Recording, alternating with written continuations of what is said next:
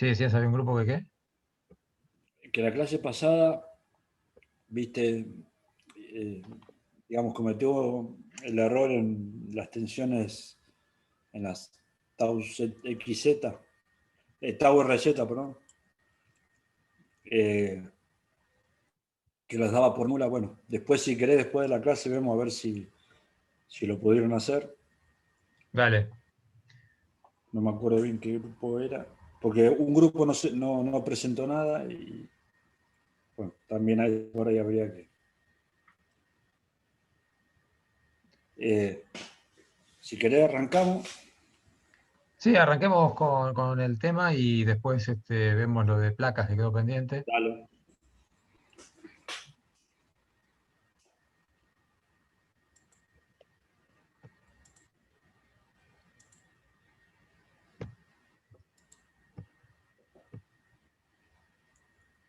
Ahí está, ¿eh? Se ve, ¿no? Sí, sí, se ve. Perfecto.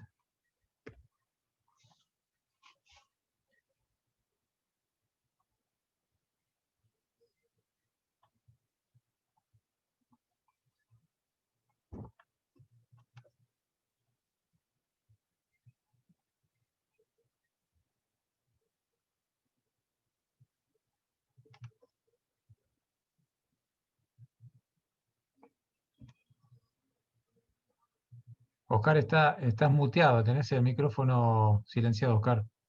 Sí, sí, perdón. Ahí está. Hola, bueno, buenas tardes. Estaba diciendo, no me he dado cuenta que lo tenía desactivado. Este sería el anteúltimo tema, conocido como pandeo. Después nos quedaría elementos finitos y que sería el último de los temas de la materia. El título real de pandeo es estabilidad del equilibrio de los cuerpos deformables. Ese sería digamos, el título real. Y cuando decimos estabilidad del equilibrio, porque van a ver cuando avancemos un poco más, es que va a haber va a estar muy relacionado con el tema de los tipos de equilibrio, ¿no? La primera pregunta que les haría es, acá tenemos un caso de una viga sometida a una fuerza P, en el mismo caso, la misma fuerza P es el mismo material, la misma tensión admisible del material, o sea, lo único que varía es la longitud. En un caso es L, en el caso 1, y en el caso 2 es 2L. Se pide dimensionar, asumimos que es una sección cuadrada maciza. Me gustaría que me dijeran a ver cómo lo dimensionaríamos. En ambos casos se considera isostática, articulada, fija y, bueno, y móvil arriba, ¿no? Si alguien me...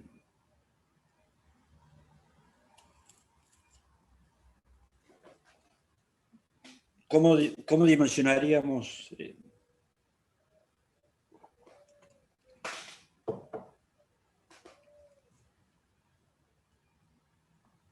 ¿Qué tal, profe? Buenas tardes. Eh, Buenas tardes. Hola. Bueno, si tengo en cuenta eh, el largo, yo dimensionaría, digamos, le daría un mayor espesor, por así decirlo, a la barra más larga. ¿Por qué?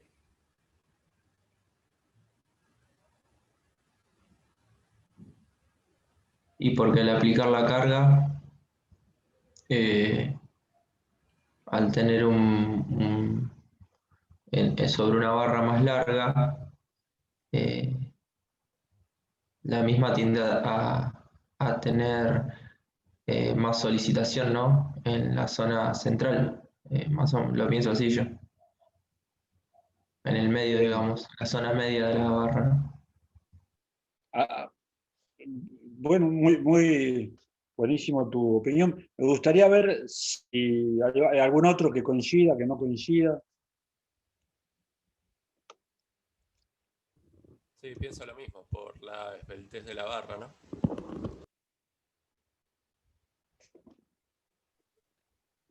Ah, ahí usaste un término, esbeltez de la barra.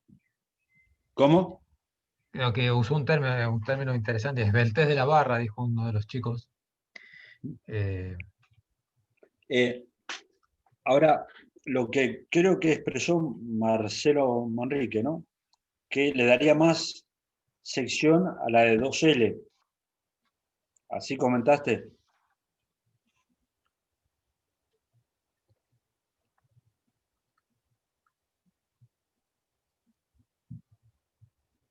No sé si Manrique, que dio la opinión esa, está.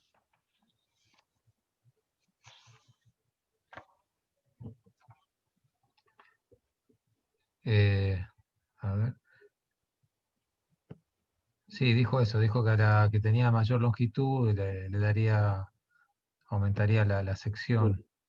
Eh, me gustaría, siguiendo ese razonamiento, yo saco el caso 1 y ponemos el caso 2 nada más. ¿Pensaría igual?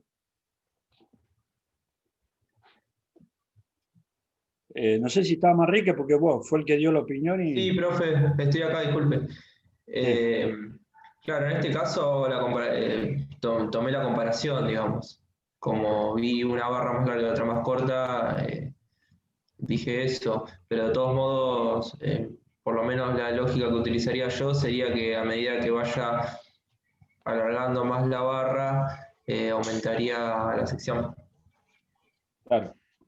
Eh, bueno, el concepto realmente que vos estás enunciando es justamente el criterio que vamos a hacer mención, pero fíjense que en el caso vos lo expresaste porque comparaste un largo con el otro, pero si hubiéramos tenido directamente, digo, bueno, dimensionemos de acuerdo al caso 2, seguramente dirías, y bueno, lo asumimos como compresión simple, de la forma de compresión, sigma P sobre el área, de ahí despejo el área.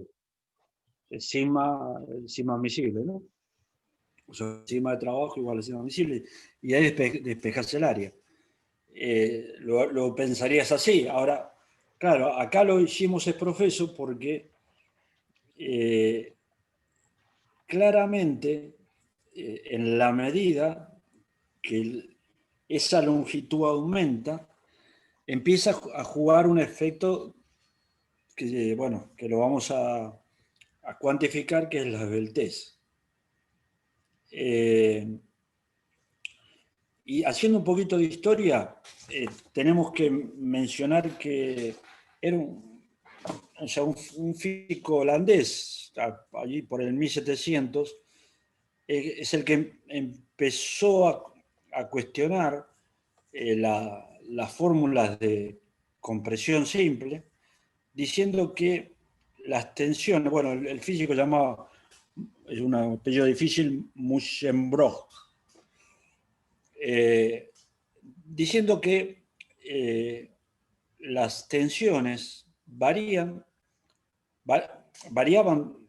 inversamente a la longitud, y no solamente que variaban inversamente a la longitud, sino que inversamente al cuadrado de la longitud, a través de experimentos que había hecho, y sacó esa conclusión.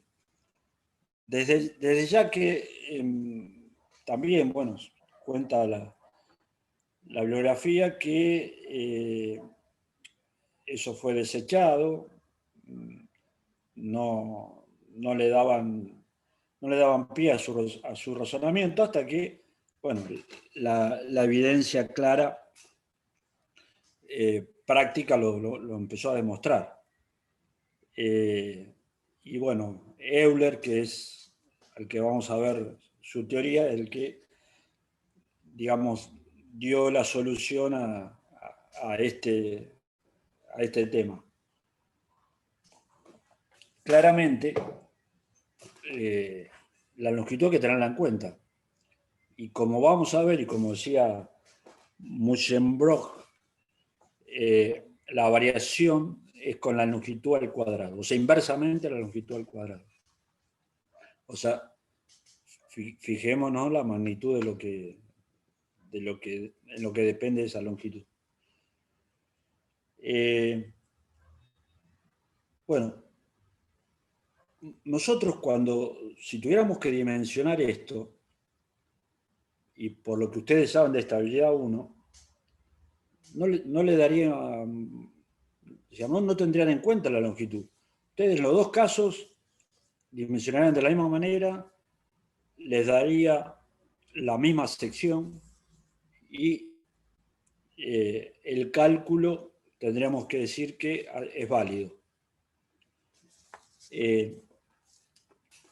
Lo que ocurre es que ustedes estaban usando lo que se conoce como teoría de primer orden.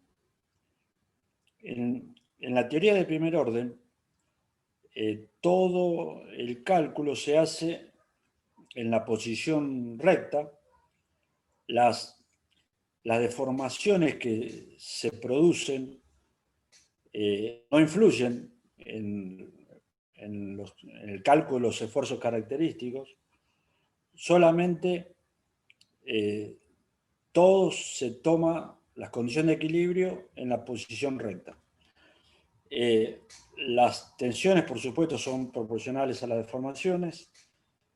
Las secciones en flexión permanecen planas, giran respecto al eje neutro, y la expresión de la curvatura que usamos es la de B segunda.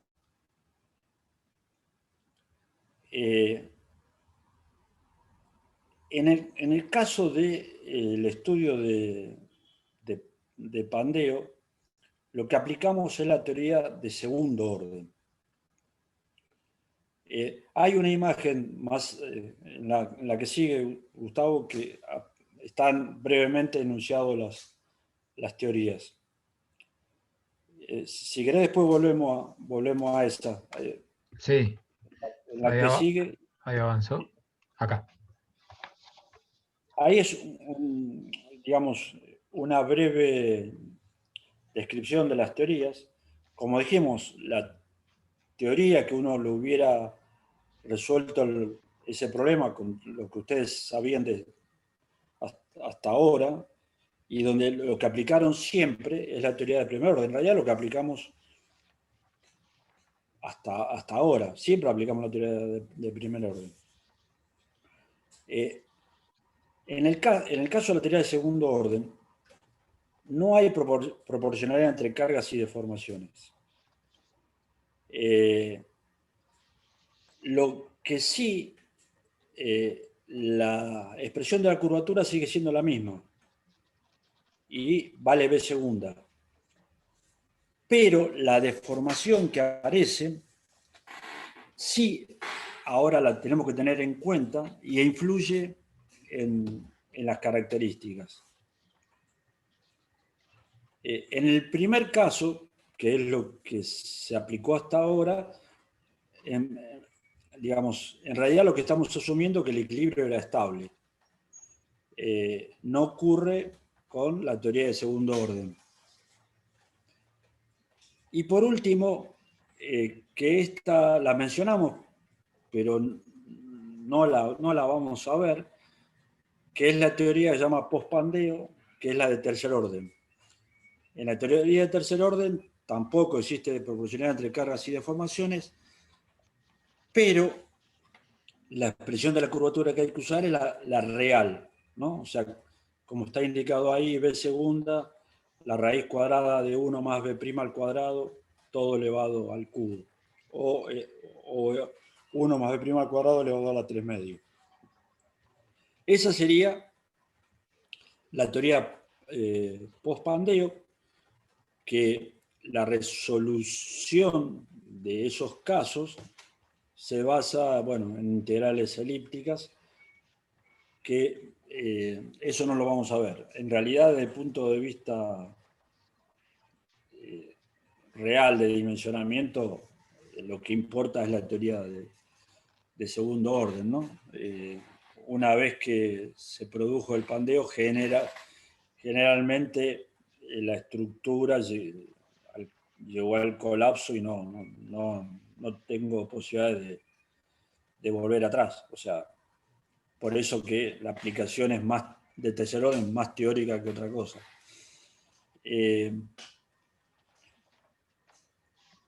Hay en la otra, la que sigue, hay fotos que son casos reales, donde vemos cómo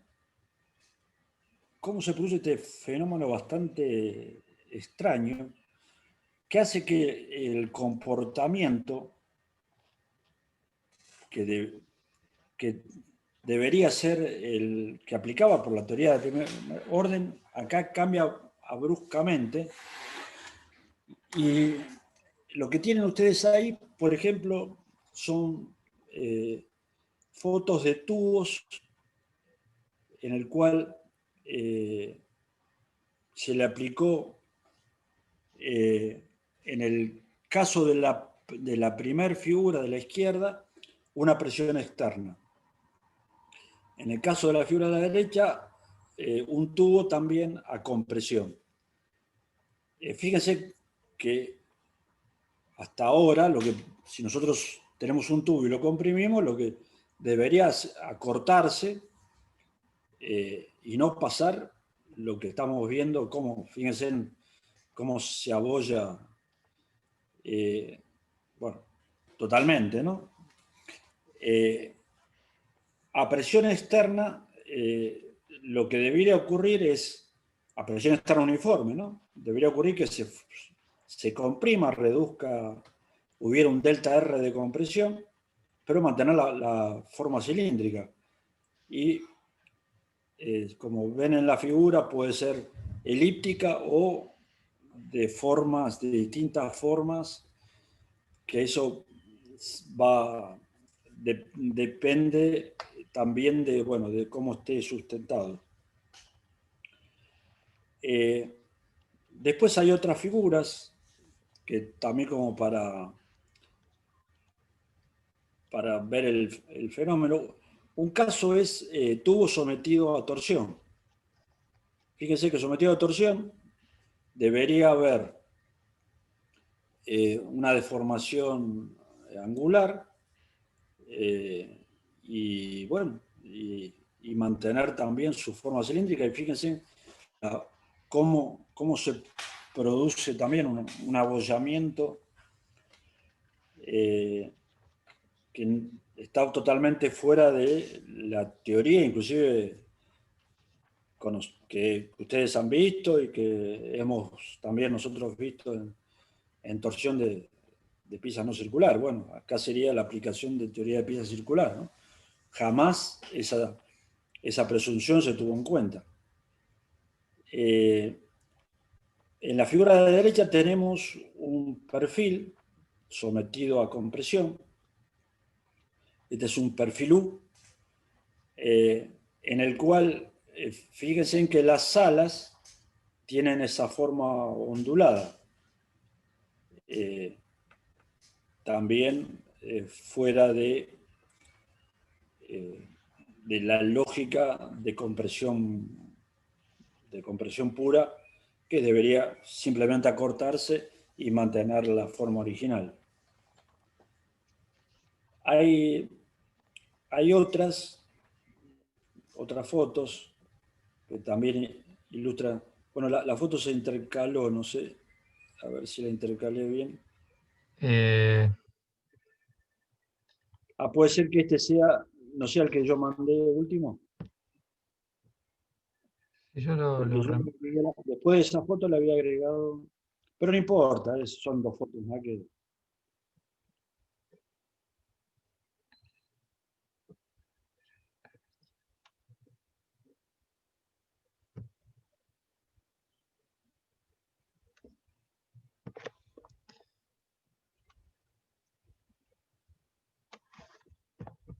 Este es el que está. Ahí está. Ahí fíjense, eso es una viga doblete que tenía una carga en su extremo, una carga vertical, y bueno, lo que debería haber ocurrido es haber descendido, mantenido la rectitud. Bueno, fíjense que giró, o sea que ya no mantiene su plano original, y bueno, ocurrió también algo no predecible por la teoría de primer orden.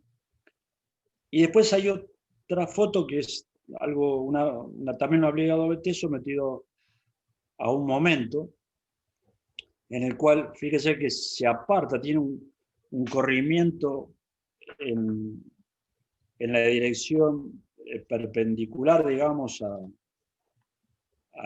su eje, que, bueno, que constituye lo que llaman, bueno, pandeo lateral, también que no debería ocurrir de acuerdo a la teoría que conocíamos hasta ahora.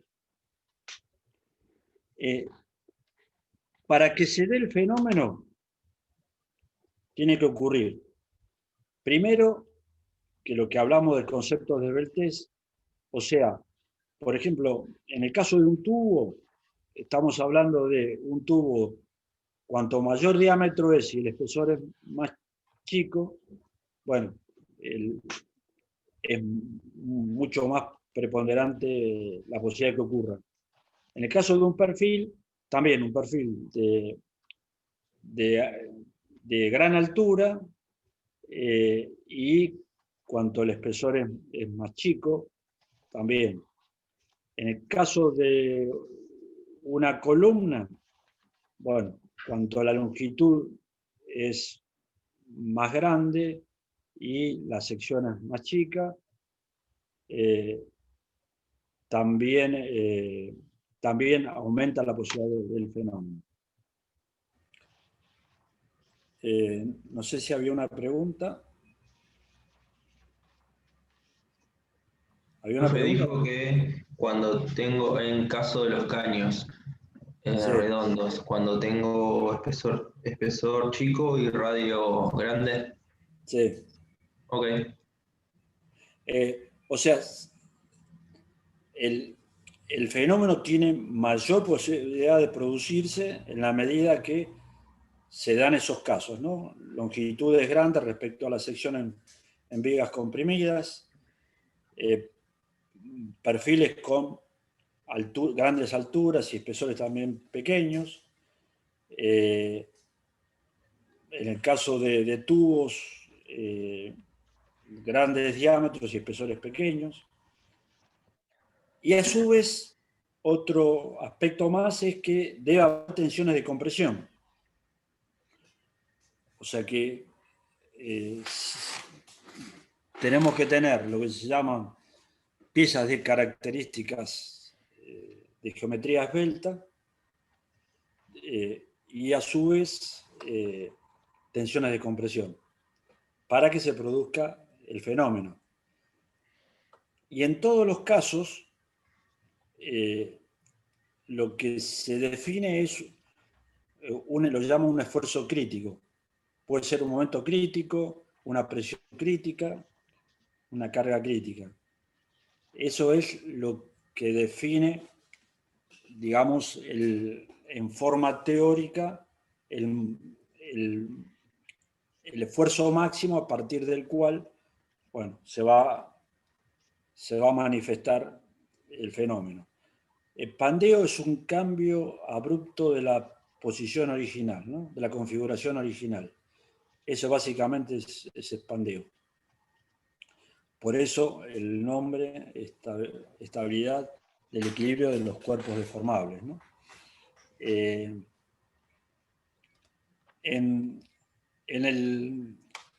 la presentación donde están los tipos de equilibrio, ustedes recuerdan que representado con una bolita teníamos un equilibrio estable, un equilibrio inestable y un equilibrio indiferente. Bueno, el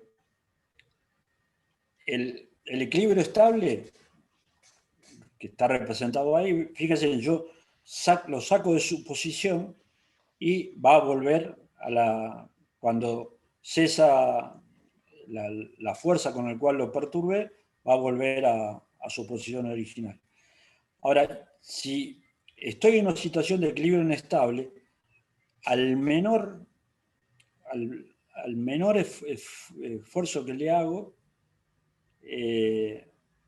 fíjense que ya lo saqué de su posición y va a ir a otra posición seguramente, bueno, lo más probable en condición de equilibrio estable.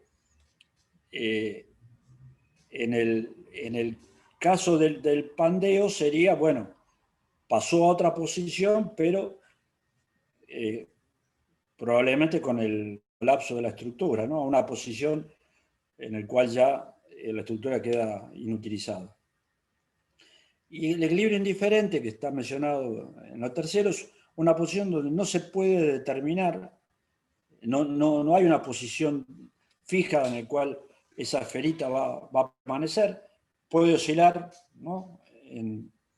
en ese tramo, lo toco para un lado y se va para un lado, lo toco suavemente, por supuesto, y está ahí. O sea que la posición es indefinida y justamente esa posición no se puede determinar. Si te parece, Gustavo, vamos a la figura de las barras con el resorte. Ahí vamos. Para empezar bueno, acá lo que está representado es una forma esquemática de analizar el fenómeno. Acá tenemos dos barras rígidas, infinitamente rígidas, unidas por un resorte, digamos, un resorte elástico a la torsión, ¿no? En realidad a la flexotorsión, pero completamente elástico a la torsión. El análisis que se hace es esa barra, yo la analizo en la posición que vemos en el dibujo de abajo, o sea, formando un ángulo θ. En esa condición tengo aplicado una carga P.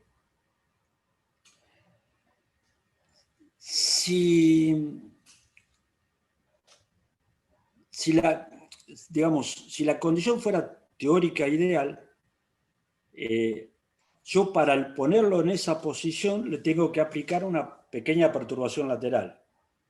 O sea, con la carga perfectamente recta, bueno, como estaría en la figura de arriba, para llevarlo a esa posición le aplico una perturbación lateral.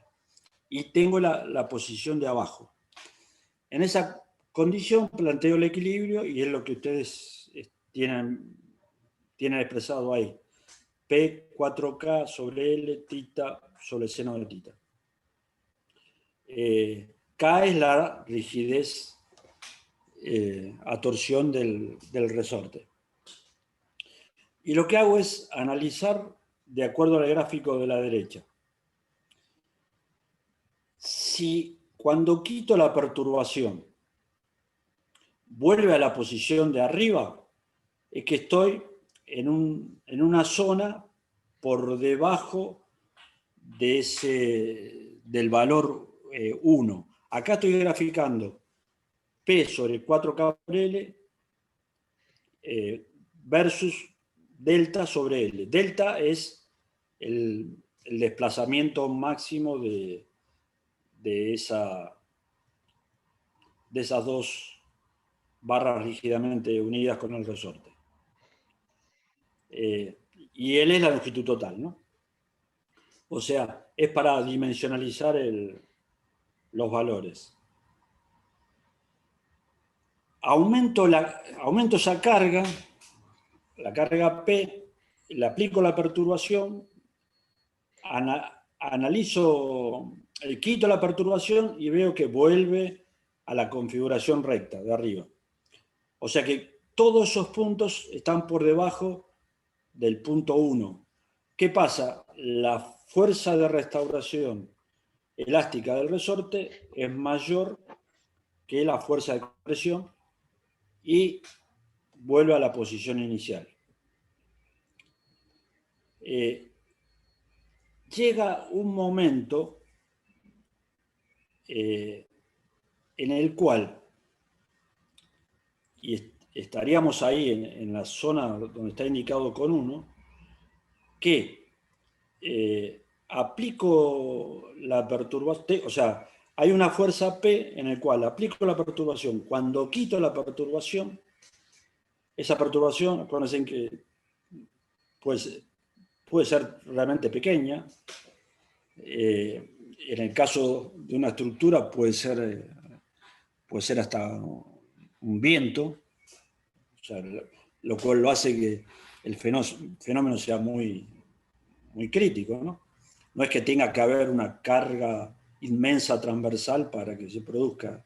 No, es una perturbación tan pequeña como uno quiera. Y la configuración no vuelve a la posición exactamente recta, sino que queda en una posición, lo llaman ligeramente flexada. A esa posición que, fíjense, corresponde a una carga, para este caso 4K sobre L, se la llama carga crítica. Y el equilibrio es indiferente justamente porque la posición es ligeramente flexada, pero no se puede determinar el valor. No es que ese corrimiento es 1 milímetro, 2 milímetros, 3 milímetros, 1 centímetro, no. Es posición ligeramente flexada. De ahí que la definición de carga crítica sea la carga que mantiene a la columna en la posición ligeramente flexada de equilibrio indiferente. Esa es la definición de carga crítica. ¿Qué pasa ahora si estoy... ¿Puedes repetir, Oscar, la definición? ¿Cómo? ¿La definición la repetimos? Sí, por favor. La definición de carga crítica es la fuerza necesaria para mantener a la columna en la posición ligeramente flexada de equilibrio indiferente. Claramente, tiene que haber una fuerza, porque si la fuerza es menor que la carga crítica, la posición va a ser recta.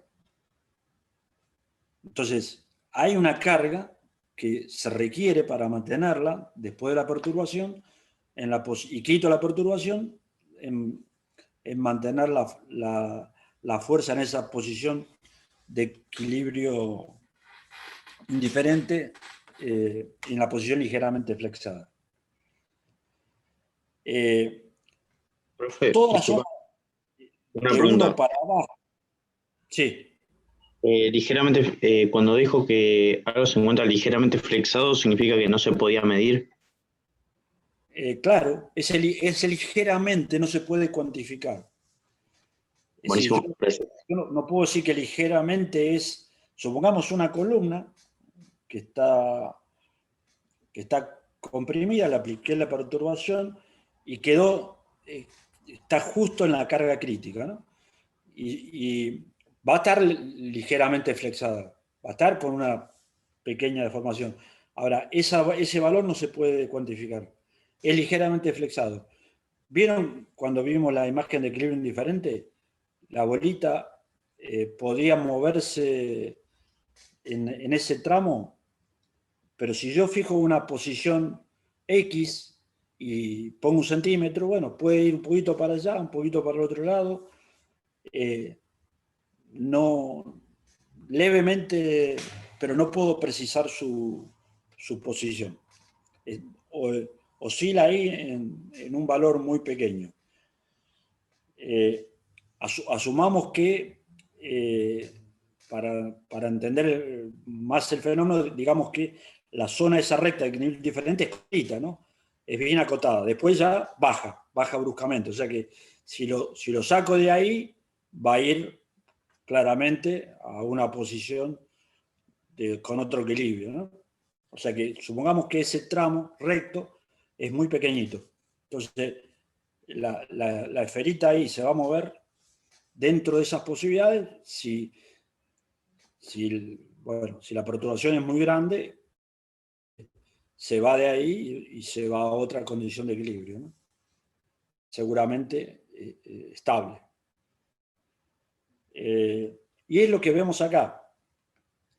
De 1 para abajo, o sea que cuando la carga P es 4K sobre L, estamos en la condición de equilibrio indiferente, y la carga la denominamos carga crítica, de 1 para abajo, el equilibrio es estable.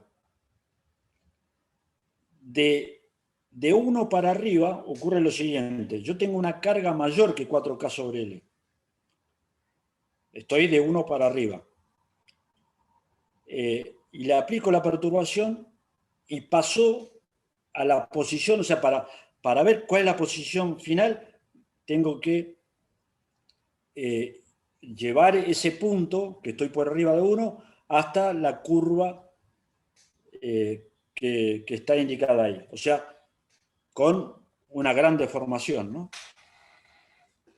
O sea, supongamos que estoy en un punto por encima de 1, tengo que proyectar hacia donde encuentro esa curva y esa va a ser la posición. Claramente con una deformación importante, ¿no? Ahora, esa posición, lo que está en la parte de la curva, es también de equilibrio estable.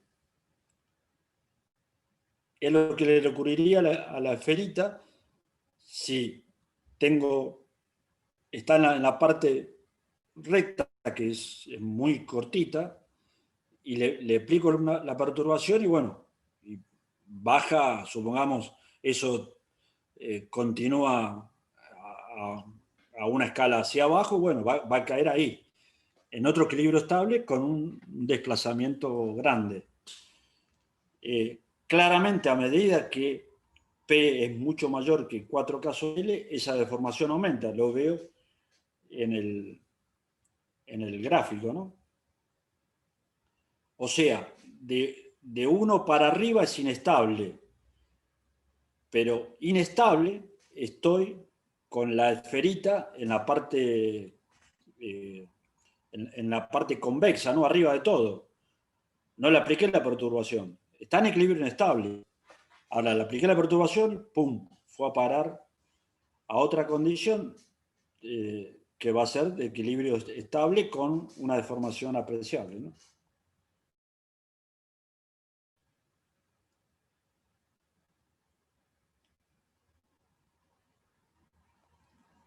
¿Se entendió hasta ahora? Sí, hasta ahora viene bien. Bueno, vamos a empezar entonces a estudiar cómo determinar la carga crítica, y esto es debido a Euler, quien, teniendo en cuenta las experiencias que había hecho este físico holandés, de apellido difícil, Muschenbroek, bueno, resolvió el problema y, bueno, y le dio la razón, a pesar de que, como les decía, muchos científicos de esa época al principio lo invalidaron, ¿no? Como ocurrió generalmente con todos los desarrollos. Entonces vamos a estudiar el problema de Euler, para lo cual planteamos una columna en la posición, como vemos ahí, flexada, en el cual tenemos aplicado, vamos a asumir un caso general, una fuerza de compresión, una fuerza de corte y un momento.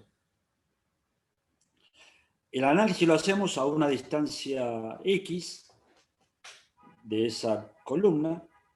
A esa distancia X va a haber un corrimiento B, y en esa condición planteamos el equilibrio.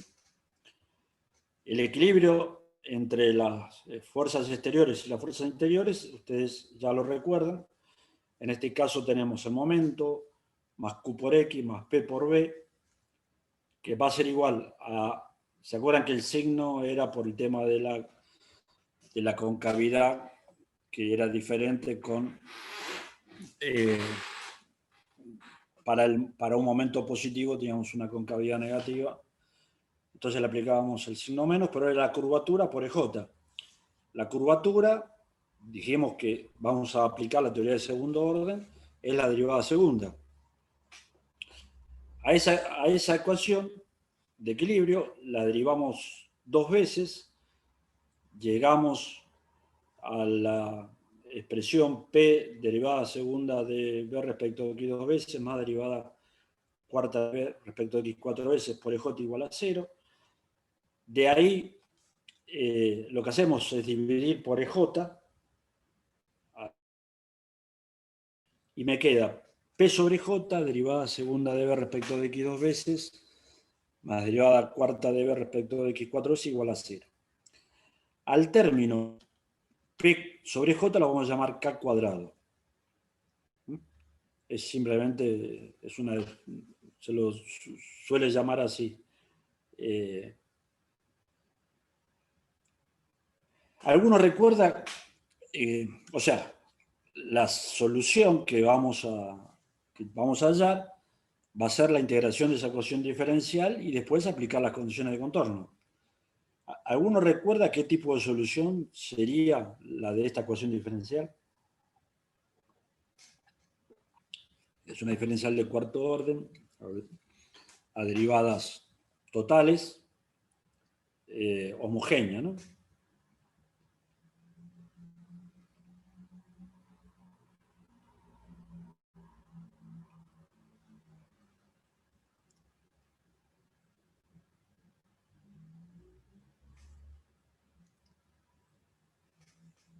¿Alguno recuerda?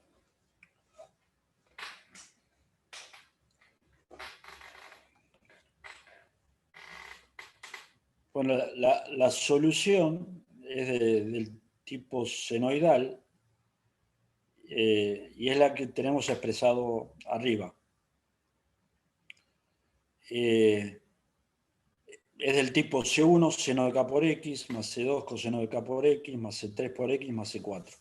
El K, acuérdense, que proviene, o sea, el K sería la raíz cuadrada o sea, el K cuadrado, P sobre J, bueno, el K es la raíz cuadrada de P sobre J, ¿no? Es ese K. En este caso vamos a aplicar la solución para esta condición de biarticulado. En la condición biarticulado, las condiciones de contorno van a ser los corrimientos verticales nulos, tanto en X 0 como en XL, y los momentos nulos. Los momentos nulos los relacionamos con B segunda en X igual a 0, X igual a L, nulos, ¿no? Bueno, operando, llegamos a que las condiciones de contorno C1, C2 y C3 son nulas. Y la única que nos queda por, digamos, por ver y tratar de lograr determinar la carga crítica es la que vemos ahora en la próxima.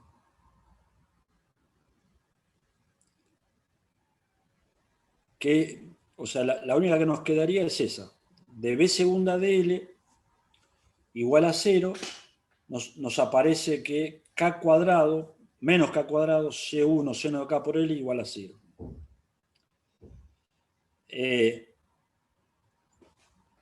K puede ser 0.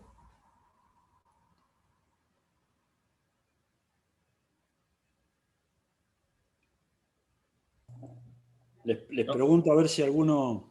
Creo que no. Porque es una constante, profe, ¿o no? ¿Cómo? Que no, Depende del porque es una material. constante. Acuérdense, K cuadrado es P sobre J. O sea, si K fuera 0, claramente no habría una fuerza. problema porque no habría carga. Claro. O sea que el fenómeno no hay posibilidad que se produzca porque no tenemos. Entonces, la única posibilidad es que del seno de K por L, o mejor dicho, que K por L sea NP. Al ser K por L NP, los senos se anulan. Y ahí sería posible esa igualdad. De K por L igual a NP, despejamos K, nos acordamos K cuadrado es P sobre J, entonces bueno, elevamos todo al cuadrado y nos queda eso, ¿no? K cuadrado P sobre J igual a N cuadrado, Pi cuadrado, L cuadrado. De ahí despejamos P, que corresponde, ya le ponemos PC, que corresponde a la carga crítica, N cuadrado, Pi cuadrado de J, longitud de cálculo, bueno, longitud al cuadrado por ahora. La realidad es que lo que hay que tomar es n igual a 1, porque después de que corresponde a la menor condición de carga crítica, ya después ya sabemos que vamos a estar en equilibrio inestable, o sea que no tendría sentido. Y esos n lo que se hacen es aplicar cuando, bueno, voy variando las condiciones de vinculación. O sea que lo que nos importa ahora a nosotros ahora es el primer caso, que es el que nos define el problema y nos define la carga crítica como la carga que hay que aplicar a la columna para mantenerla en la posición ligeramente flexada de equilibrio indiferente. Y a eso lo llamamos P crítico. O sea que la carga crítica va a ser pi cuadrado de J, L al cuadrado. ¿Se acuerdan cuando dijimos al principio que las tensiones variaban inversamente proporcional a la longitud, y no solamente inversamente proporcional a la longitud, sino que al cuadrado de la longitud? Bueno, acá Euler lo demostró, y fíjense que la carga crítica es inversamente proporcional a la longitud. Una pequeña aclaración: el J, el que vamos a tomar como J, va a ser el J mínimo, porque supongamos una pieza de sección rectangular. Una experiencia que hacíamos en la clase era agarrar una regla y aplicarle una fuerza de compresión, ¿no? Claramente se va a flexar en el plano de rigidez mínimo. En el otro, bueno, tiene muchísima rigidez comparado con eso, entonces la, la acción, digamos, de flexión se va a dar en el plano de rigidez mínimo, o sea que a ese J le vamos a tener que agregar el J mínimo. Y después, lo que va a ser muy útil es aplicar los coeficientes de sustentación, que son, para el caso de B articulado, se toma alfa igual a 1. O sea, a la expresión de la longitud le vamos a dar un término más amplio y va a ser longitud de cálculo. Y la longitud de cálculo es la longitud real multiplicado por este coeficiente alfa. En el caso de biarticulado es multiplicado por 1, o sea que no va a cambiar. Cuando tenemos bien empotrado, va a ser 0,5. Cuando tenemos empotrado libre, va a ser 0,7. Y cuando tenemos empotrado libre, va a ser 2. Claramente, a medida que aumenta ese coeficiente, como está en el denominador, la carga crítica disminuye. Y disminuye, acuérdense, al cuadrado. Quiere decir que la carga, a medida que ese alfa aumenta, la carga crítica, que es la que mantiene en la posición ligeramente flexada, es menor, con lo cual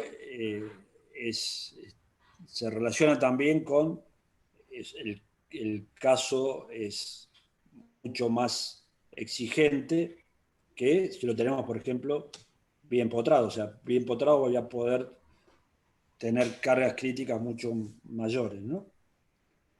Para la misma longitud, depende de la sustentación. O sea que si yo tengo un problema en el cual, bueno, corro riesgo de que este fenómeno se produzca, una de las formas es tratar de mejorar, cambiar la condición de sustentación, bueno, nunca llegar a, por ejemplo, el potrado libre, ¿no? Y si la tengo empotrado articulado y le hago empotrado, fíjense en que estoy ganando un 30%, ¿no? Más o menos. Después hay un dibujo que, bueno, lo saqué de una... Este dibujo, bueno, Gustavo lo mostraba en clase, de un dispositivo que hizo, y bueno, justo apareció este caso, que es un caso real, ¿no? Que lo que está hecho es tomar distintas condiciones de sustentación. El primer caso, fíjense en que es articulado, articulado. El segundo es empotrado, fix. En el medio hay como una reglilla que no se alcanza a ver, pero indica esa deformación que claramente, esa flecha máxima, ¿no? Que va a ser menor en la fix que en la biarticulado. Sí, acá, perdón, Oscar, me parece Sí. que, discúlpame, acá en el esquema lo que muestran es que creo que tienen han buscado una carga para lograr la misma deflexión, Claro. y ver que cómo, digamos, aumenta lo que sea la carga crítica o la carga que hay que hacer para llegar a Sí. esa posición flexada. En la condición doblemente empotrado, ven que la carga es 4 veces mayor, me parece, a la de biarticulado, y digamos, está en un valor, digamos, intermedio entre el doblemente empotrado y el biarticulado, el empotrado articulado. Y acá el que sería el empotrado libre, bueno, la carga con una carga muy pequeña, ya digamos, tiene una deflexión bastante importante, ¿no? Es Sí, el, exactamente, gracias. Las flechas son exactamente las mismas sí, en los tres casos. Eh, y fíjese en la altura de las pesas en el segundo caso. Bueno, demuestra que, y aparte, digamos, demuestra lo que la expresión de Euler es real, ¿no? O sea, que en esa condición, a la misma longitud, tengo 4, o sea, el coeficiente es 4 a la cuarta veces mayor, ¿no?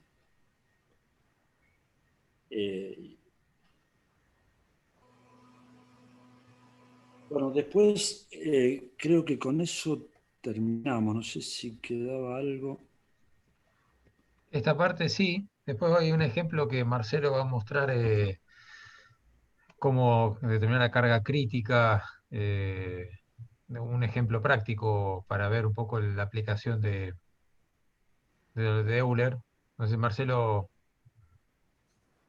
si querés que lo presente acá, vos lo explicás.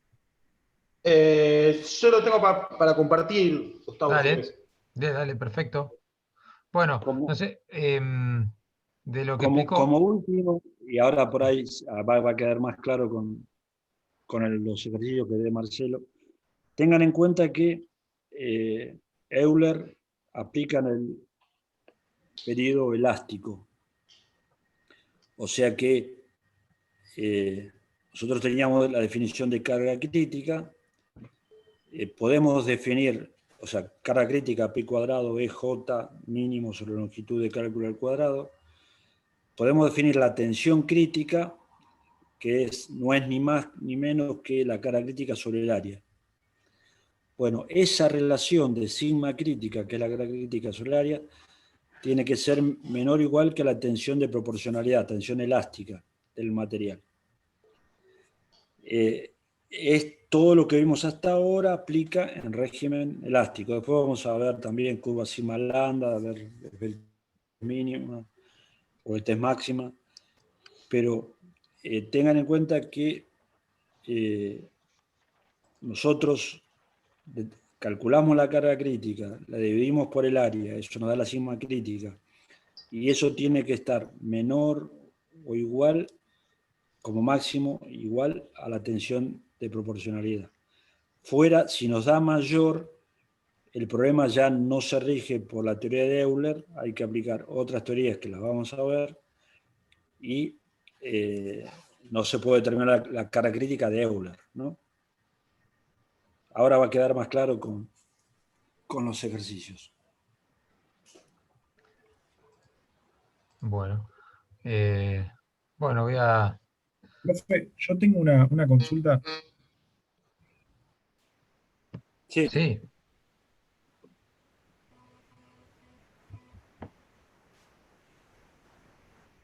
Eh, y por ejemplo, llegaría a un equilibrio inestable. ¿Eso podría decir que probablemente la pieza fallaría? no necesariamente, pero no necesariamente, pero seguramente sí. Casos muy particulares hay. Primero, y bueno, tu pregunta también ayuda a entender. Dijimos que esto se produce en régimen elástico. O sea, fíjense que yo acá, aunque tengo tensiones dentro del régimen elástico, que hasta ahora lo que sabíamos es, cuando cesa la carga, vuelve a su posición original, ¿no? Toda la energía de deformación se recupera. Bueno, acá vemos que no es así. Tengo tensiones dentro del periodo elástico y sin embargo, como está indicado en la teoría de segundo orden, las tensiones no son, las cargas no son proporcionales con las deformaciones, o las tensiones no son proporcionales con las deformaciones. En general, va a pasar a una condición de equilibrio estable con deformaciones que la hacen, digamos, la hacen inutilizable la estructura. Hay casos donde yo puedo tener una pieza que la hago pandear en régimen elástico, cambia de configuración, después vuelvo a aplicar la fuerza contraria y vuelvo a su posición original. Pero esos son casos más de, digamos, ¿vieron el jueguito ese que hay una chapita que la apretamos con el dedo y pasa de una posición a otra? Bueno, esa chapita está pandeando, pero fíjense en régimen elástico y yo la paso de una posición a otra y no perdió no es que se rompió ni quedó o sea, se utiliza así. Bueno, en el caso de una estructura, digamos, hay que evitarlo porque esa configuración la va a hacer con gran seguridad inutilizable.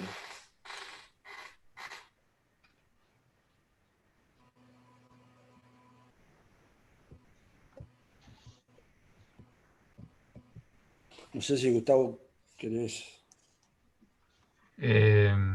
Sí, no sé si hay alguna otra pregunta o quedó claro la respuesta.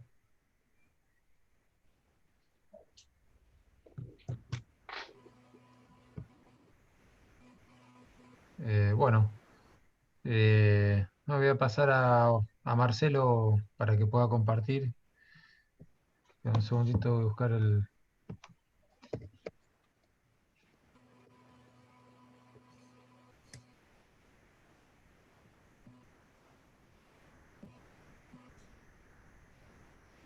Ahí está, Marcelo. Dale, perfecto.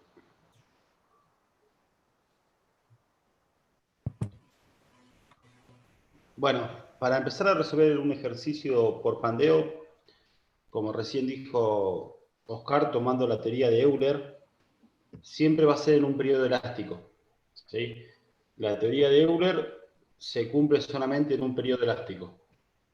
Cuando tengamos un periodo elastoplástico, eso vamos a ver en las clases siguientes, otro tipo de teoría para utilizar. En los ejercicios de pandeo, lo que siempre usamos como datos va a ser el área, el momento de inercia, el radio de giro, ¿sí? Que el radio de giro, ustedes por ahí no lo han trabajado mucho, es la raíz del momento de inercia dividido el área, da un significado de que el momento de inercia, qué relación tiene con el área, ¿sí? Es decir, si el área está muy cercana al baricentro o está alejado del baricentro, generando mayor momento de inercia. También vamos a trabajar con la esbeltez, ¿sí? La esbeltez de una pieza también juega un rol muy importante. Cuando una pieza es muy esbelta, quiere decir que toda su masa está muy próxima al baricentro. Bueno, las tensiones normales ya hemos trabajado anteriormente. Y el coeficiente de pandeo, que fue el que definió Oscar hoy, ¿sí? Que depende de la sustentación de la viga, ¿sí? Si está empotrada, si está simplemente apoyada en sus extremos, ¿sí? Ese coeficiente lo trabajamos con la longitud de la viga, ¿sí? Para dar la longitud de pandeo que comúnmente definimos. Este ejercicio primero dice verificar la aplicación de Euler y determinar la carga crítica de pandeo para la sección metálica cual está compuesta por dos perfil U normalizado de 140. ¿Sí? El punto B y C seguramente lo vamos a ver en la clase que viene, o una vez que tengamos la teoría, ustedes lo van a poder verificar también. ¿Sí? Acá vemos dos perfiles UPR, los cuales están unidos, ¿sí? Y por tabla ustedes van a sacar el área de cada uno de los perfiles, los momentos de inercia, los radios, ¿sí? Fíjense que tienen R1X, ¿sí? Bueno, la base, el momento de inercia respecto de ambos ejes, y la excentricidad, porque sabemos que respecto al eje X, el baricentro es la mitad de la altura, pero, perdón, sí, y respecto al eje Y, vamos a tener una excentricidad, que es ese 1,75.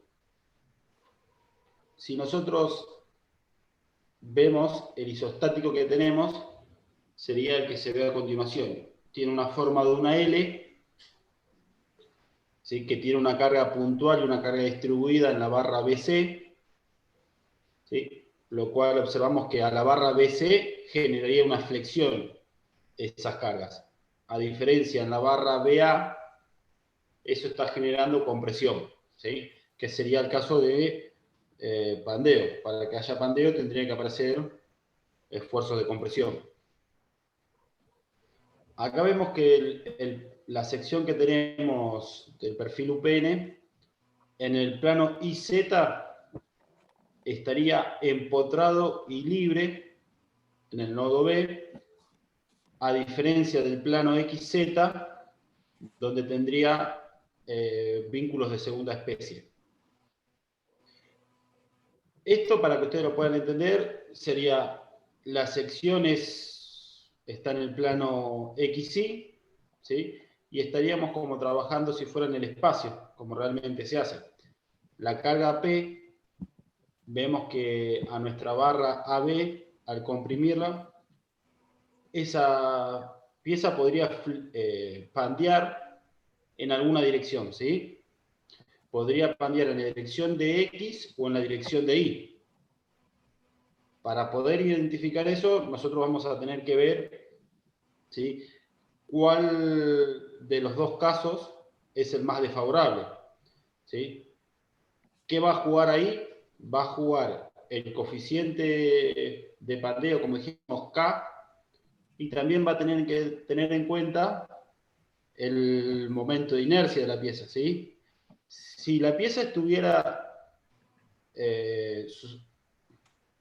sustentada, no. Si la pieza tendría la misma vinculación externa, no cabe duda que la pieza pandearía para el que menor momento de inercia tiene, ¿sí? Si ustedes tendrían una viga empotrada y libre y le aplicamos una carga de compresión, seguro que es 100% la pieza se flexiona para el menor momento de inercia. Como cuando ustedes agarran una regla y le aplican una carga de compresión desde arriba, van a ver que siempre flexiona en la dirección del momento de inercia menor. ¿Sí? En la otra dirección no va a pandear nunca porque es más desfavorable en ese sentido. Marcelo, perdón, ¿puedo hacer un comentario? No, quería preguntar si entienden los chicos, los alumnos, digamos, el planteo de las dos direcciones, por qué se está asumiendo en el plano IZ que dice que en dirección Y, bueno, en este caso acá se usa la letra K, en la presentación estamos haciendo el coeficiente de sustentación, usamos alfa, o sea, sería K o alfa sería lo mismo en este caso, estamos hablando del mismo coeficiente de sustentación, dice igual a 2. Acuérdense que el que era igual a 2 era cuando está empotrado libre. ¿Y por qué se asumiría en esa dirección empotrado libre? ¿Lo comprenden a eso? Yo no. Yo tampoco. Miren, fíjense que lo que está explicando Marcelo es que la estructura esta en forma de L, la columna AB, que está vinculada con la viga BC, en este plano, en el plano de la hoja, que es el plano IZ, ¿sí? Este nodo, el nodo B, se puede mover libremente, porque este es un vínculo de primera especie. Entonces puede desplazarse en cualquier dirección, ¿sí? Entonces, en este plano es como que este nodo está libre. Se puede mover a izquierda o derecha, porque el vínculo en C es uno de primera, ¿se ve? Entonces es como que está empotrado en el nodo A y estaría libre en el nodo B. Sería el caso, digamos, donde alfa, el coeficiente de sustentación, vale 2. Ahora, en el plano XZ, que es el plano que sale de la hoja, entrando a la hoja, este vínculo no lo deja moverse, lo mantiene guiado, porque en la otra dirección perpendicular a la hoja, este vínculo no se mueve en la dirección del plano IZ. Entonces ahí este nodo está guiado en la otra dirección, ¿sí? Entonces ahí es como que estuviera articulado, y el coeficiente de sustentación vale 1. ¿Se entiende?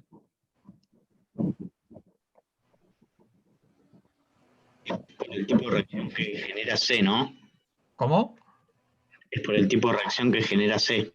Claro, claro. En la dirección del plano XZ, que sería un plano perpendicular a la hoja, el vínculo este no se puede mover, solamente se puede mover en la dirección del plano, en la dirección esta BC. Entonces, en el plano perpendicular a la hoja, el vínculo te lo retiene al nodo B y te lo guía. Perfecto, creo que sí lo entendí. Esto que está hablando Gustavo es para cada tipo de ejercicio que ustedes resuelvan, van a tener que ver el tipo de vinculación que tienen, ¿sí? Por ahí, ustedes siempre están acostumbrados a trabajar en el plano. Acá estamos haciendo un ejercicio donde estamos viendo en el espacio la vinculación que tiene.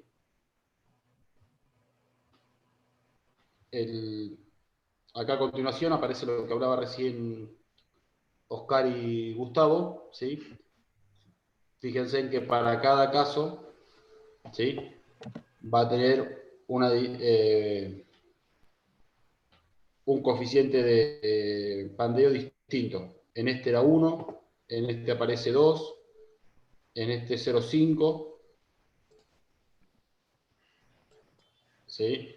Y abajo aparece la P crítica, que era lo que hablaba Oscar, cómo calcular la carga crítica, ¿sí? Volviendo a lo que es la sección de la pieza, nosotros deberíamos primeramente obtener el momento de inercia en cada una de las direcciones para poder hacer los cálculos, ¿sí? Como área sabemos que es el doble, pues son dos perfiles. Respecto al eje X, como el baricentro de las dos figuras simples coincide con la figura compleja, el momento de inercia nos queda 2 veces. A diferencia de eso, respecto al eje Y, ¿sí?, tenemos que aplicar Steiner, ¿sí?, tener en cuenta la excentricidad, y el momento de inercia es el que aparece a continuación, ¿sí? El radio de giro respecto de X es el mismo de tabla, y el radio de giro respecto del eje Y va a ser el momento de inercia dividido el área.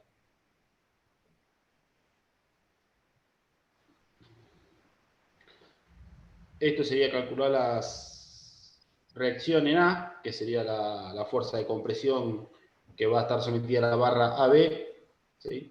Nos termina dando una reacción en A de 120 kN, ¿sí? Esto es aplicando sumatoria de momentos en el nodo C, despejamos la reacción.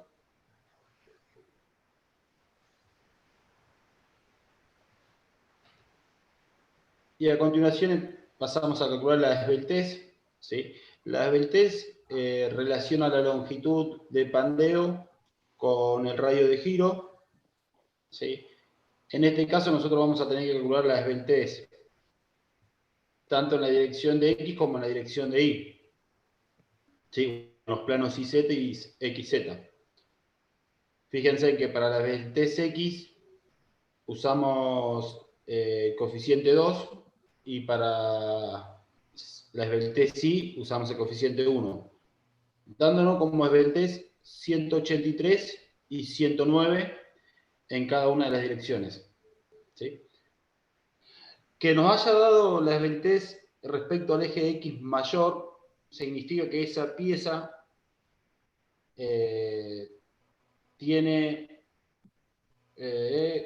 predomina el pandeo hacia esa dirección. ¿Sí?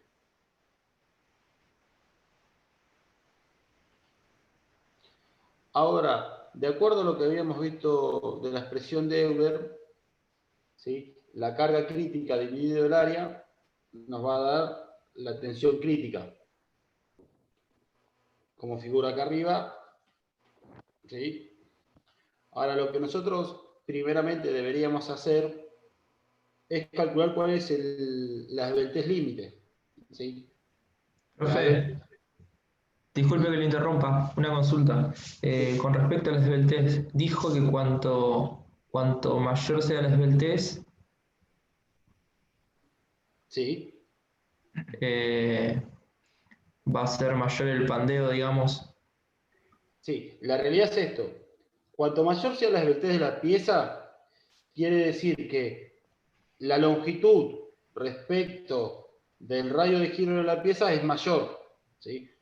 A esbeltez muy grande, lo que nos va a generar es que la pieza va a fallar con cargas muy bajas. ¿Sí? Cuando la esbeltez es mayor, genera que la tensión, digamos, crítica de pandeo va a ser menor. ¿Sí? Vamos a tener que poner cargas menores que, por ejemplo, la carga que nosotros conocíamos como la tensión de trabajo dividido por el área. No sé si se logró entender, digamos. A mayor esbeltez, menor tendría que ser la carga crítica de pandeo. Claro, más propenso a pandearse, Claro. digamos, sería. Sí, es como que la pieza es Claro, muy larga y está como muy cerca del baricentro toda la masa. Entonces va a pandear. Perfecto, gracias. Acá, por ejemplo, vemos que hay un sigma, una esbeltez límite. ¿Sí? La esbeltez límite, como se ve a continuación, es el módulo de elasticidad dividido la tensión de proporcionalidad. La raíz de eso por pi nos da un valor. Fíjense que en este caso, para el tipo de material que tenemos, nos da una esbeltez de 94. ¿Qué quiere decir esto? Si a nosotros la esbeltez nos da menor a 94, no podríamos utilizar la teoría de Euler. ¿Sí? Que una esbeltez sea menor a 94 significa que las tensiones, que la carga crítica, perdón, que vamos a obtener por Euler no se corresponde a la resolución de un ejercicio por pandeo. Estaríamos equivocando el concepto. ¿Por qué? Porque la pieza, al tener una esbeltez muy baja, ¿sí?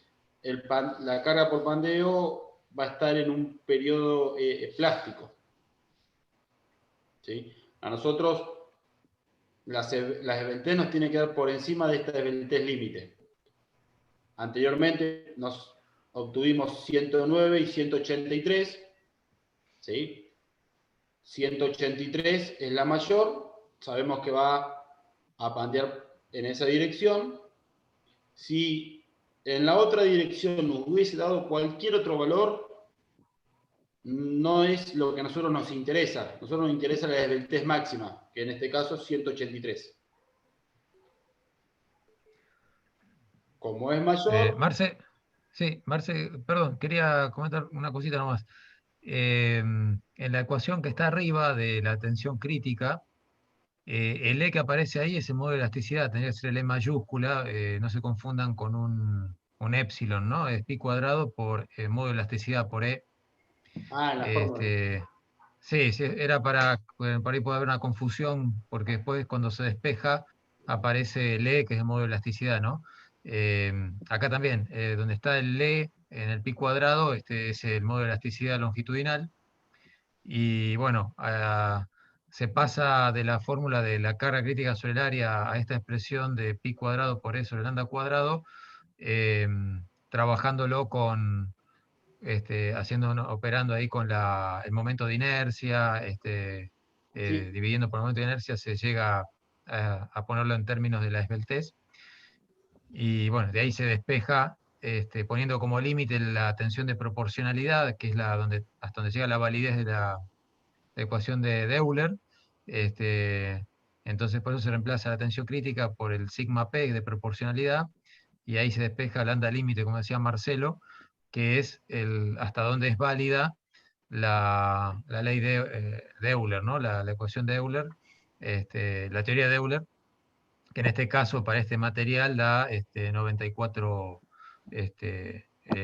la esbeltez límite, ¿no? Por esbelteces menores a 94, digamos, el pandeo se va a producir, digamos, ya en régimen anelástico. O sea, no es válida digamos, la teoría de Euler, ¿no? No vamos a poder determinar la carga crítica pandeo con la teoría de Euler, ni la tensión crítica de pandeo. Pero bueno, por eso, en este caso, como decía Marcelo, la que nos interesa para el cálculo es la esbeltez mayor, que es la que nos va a dar la tensión crítica de pandeo mínima, ¿no? Que va a tener esa columna.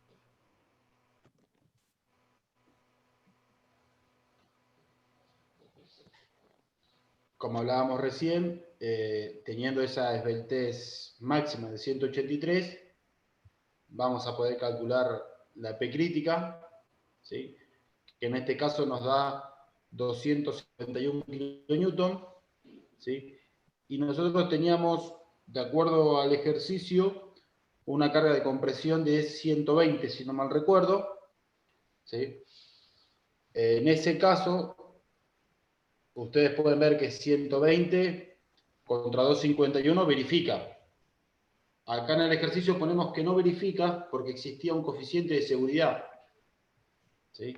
Que el coeficiente de seguridad que aparecía en el ejercicio decía 2,5.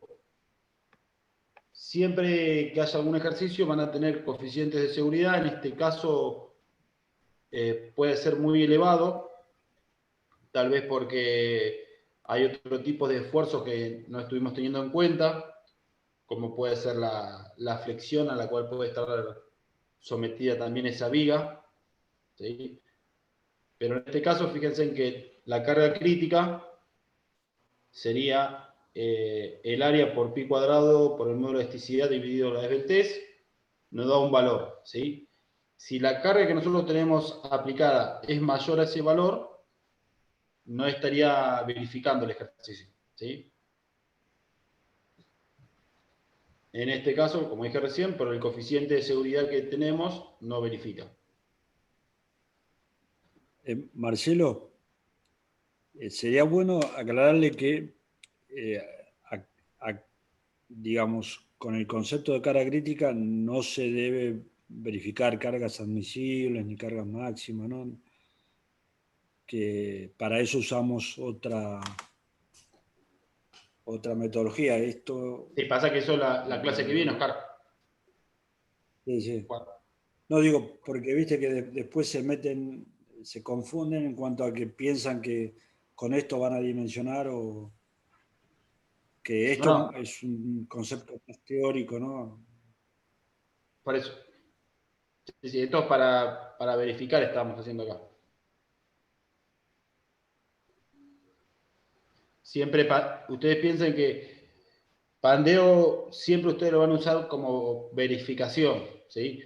Muy rara vez ustedes van a dimensionar alguna pieza por pandeo, ¿sí? Comúnmente ustedes las estructuras van a estar sometidas a flexión, torsión, compresión. Una vez que la dimensionan, van a verificar por pandeo, ¿sí? Y si no llegase a darle pandeo, ahí sí tendrían que redimensionar por pandeo. ¿Alguna duda del ejercicio? Marcelo, ¿podés volver a la segunda página? Que todavía sigo sin entender ahí. No, el siguiente. Sí. Ahí. En el plano XZ, ¿por qué se le cambia abajo en vez de un empotramiento como tiene en el IZ, se pone uno de primera especie, de segunda especie? Porque vos tenés un empotramiento en el nodo A que te va a generar un momento con eje X. Pero en la dirección de Y tenés un vínculo de segunda. Son distintos tipos de vinculación en distintas direcciones. Ah, es así el ejercicio. Sí. Ah, yo pensé que tenía un empotramiento abajo completo y se cambiaba, no entendí, no entiendo por qué. Digamos, si vos te pones a pensar, por ejemplo, un poste, ¿sí? Vos lo empotrás en el piso y va a estar, como estás diciendo vos, empotrado en todas las direcciones. Pero también podrías hacer otro tipo de vinculación como es este, ¿sí? Que en una dirección vos impedís el giro, digamos, por ejemplo, impedís que haces que haya un momento en la dirección de X, pero en la dirección de Y no. Por eso te aparece uno de segunda especie en el plano XZ. Más que todo era para que Entonces, ustedes puedan en el ver. caso de un ejercicio así, nos tendrían que aclarar bien cómo está puesto, Sí, dar estas dos vistas. te damos este gráfico de cómo está vinculado y cómo está cargado. Ah, bien. ¿Alguna otra duda? Sí, profe. Creo que en la anteúltima diapositiva, ¿qué quiere decir sigma P? El sigma de proporcionalidad. Proporcionalidad. Sería, digamos, como tomar el sigma elástico, ¿no? Sigma límite elástico del material. Sí. El sigma de proporcionalidad, también Oscar, perdón, Gustavo. Ustedes lo toman, ¿se acuerdan de la curva de tensión y deformación? Proporcionalidad es cuando es hasta el punto donde se comporta linealmente esa curva, ¿sí? El sigma elástico está un poco por encima de ese valor, pero a los hechos prácticos a veces se toma el valor, como dice Gustavo, el sigma elástico. Excelente, gracias.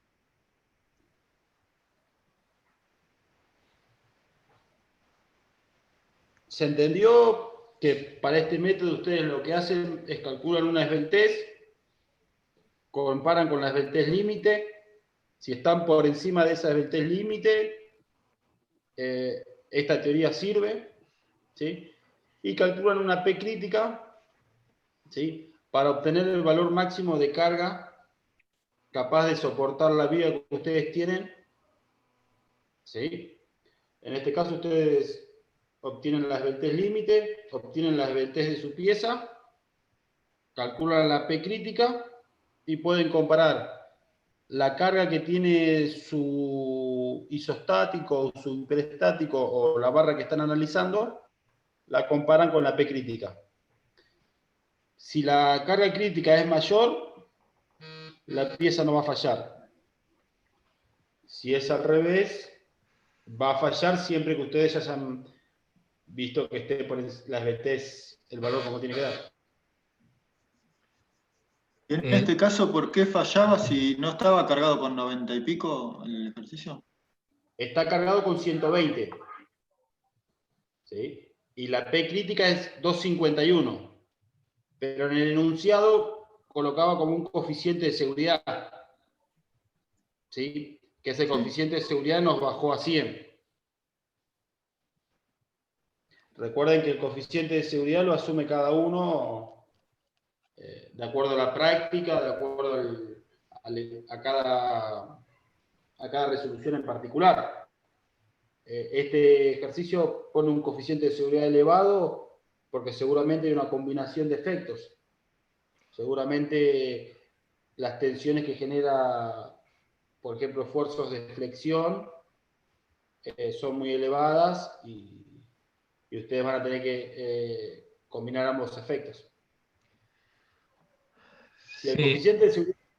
Sí, perdón. No, perdón, Marcelo, no, iba a decir que, digamos, la carga crítica que determinaron es una carga que, como decía Oscar, la definición, que es la que mantiene a la pieza en la posición ligeramente flexada de equilibrio indiferente, es una carga para la cual uno nunca va a dimensionar una columna porque, digamos, ya es una carga que está fuera de equilibrio. Por eso es que la carga crítica no, digamos, cuando veamos dimensionamiento no trabajamos con la carga crítica, simplemente es una carga que nos da ese valor que sería la que mantiene a la columna en esa posición ligeramente flexada, de equilibrio indiferente, pero digamos, no se utiliza a los fines prácticos para dimensionar. Acá en el ejemplo lo están tomando como una carga límite, es decir, bueno, con un coeficiente de seguridad, definir un admisible, y bueno, ese admisible, bueno, está por debajo de la carga que está actuando sobre la columna, entonces no verifica esa condición. Esa sería, digamos, la idea del ejercicio, ¿no? Tomando como referencia la carga crítica del coeficiente de seguridad. Pero después lo que vamos a ver, como decía Oscar, la clase que viene es una metodología de dimensionamiento en base a- a un coeficiente de seguridad que se determina, digamos, con la esbeltez, y bueno, después lo vamos a ver en detalle la clase que viene. Yo quería hacer una pregunta nada más de lo que hablamos, que lo habló Marcelo de la esbeltez y del radio de giro, teniendo en cuenta la definición del radio de giro. No sé si Marcelo estaba en los cálculos previos en la otra diapositiva, el radio de giro.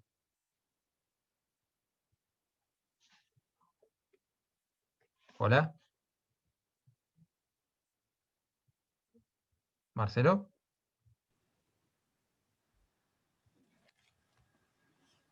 Sí, Gustavo. Sí. Ah, perdón, no escuchaba nada. No, te quería preguntar si en la diapositiva anterior, donde están los cálculos previos, acá. ¿De Beltés? Sí, sí, ahí. No, a ver, ahí, acá. Sí. A ver, no, a ver, perdón, discúlpame, la anterior, sí, debe ser la anterior. La otra, acá. Es, que acá tenés RI, el radio de giro, como la raíz cuadrada del momento de inercia sobre el área, ¿no? Eh, hago una pregunta nomás. Si yo tengo, por ejemplo, una columna cilíndrica, una maciza y una hueca, y la condición que tengo que ambas tienen la misma área, ¿no? La hueca y la maciza tienen la misma área, tienen la misma longitud. ¿Cuál se va a comportar mejor a pandeo? ¿La maciza o la hueca?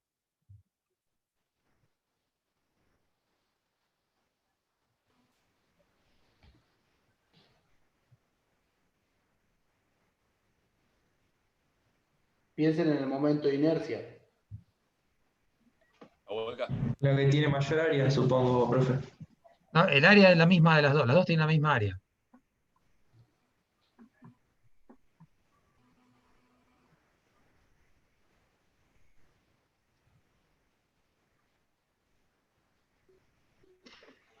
Acuérdense lo que dijo Marcelo de cómo el radio de giro, que daba una idea de cómo está distribuida esa área respecto al baricentro, ¿no? La distancia que tiene esa área al baricentro, cómo está distribuida. Entonces, en función de eso, eh, si tengo una sección cilíndrica hueca y la otra maciza, Una hueca, me este, parece. ajá, ¿por qué? Y porque la hueca tiene mayor momento de inercia. Ajá, muy bien, claro. Entonces, al tener mayor momento de inercia, me va a dar un radio de giro mayor, ¿sí? Entonces, cuando calcule la esbeltez, me va a dar una esbeltez menor, ¿sí? Porque la esbeltez es la longitud de pandeo sobre el radio de giro. Entonces, digamos, me va a dar una esbeltez menor, entonces va a tener mejor comportamiento a pandeo que la maciza. ¿Entienden un poquito cómo influye ahí el radio de giro en el cálculo? ¿O qué sentido físico tiene?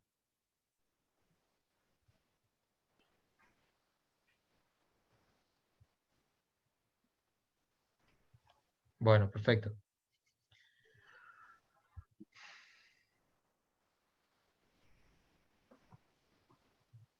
Bueno.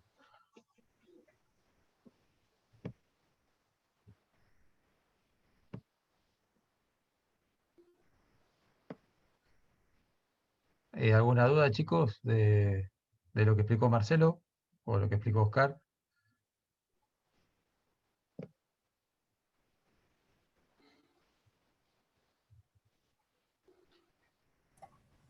No,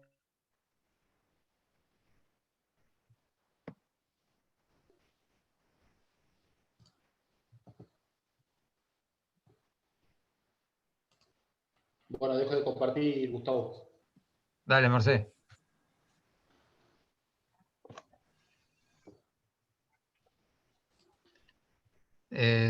Bueno, no sé, ahí Oscar me había comentado en la clase pasada que del tema de placas había quedado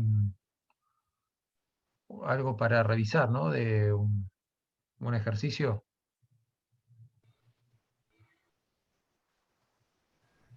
Sí, sí, o sea, habían puesto nulidad de las tensiones tau ZR y realmente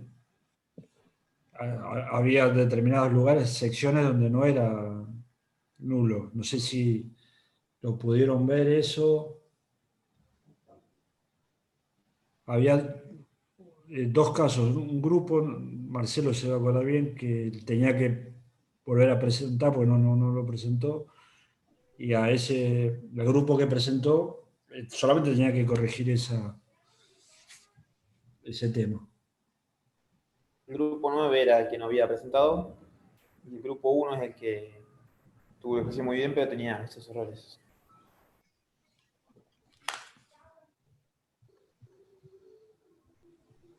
Hola, buenas tardes. No llegamos a corregir el ejercicio todavía, no del grupo 1.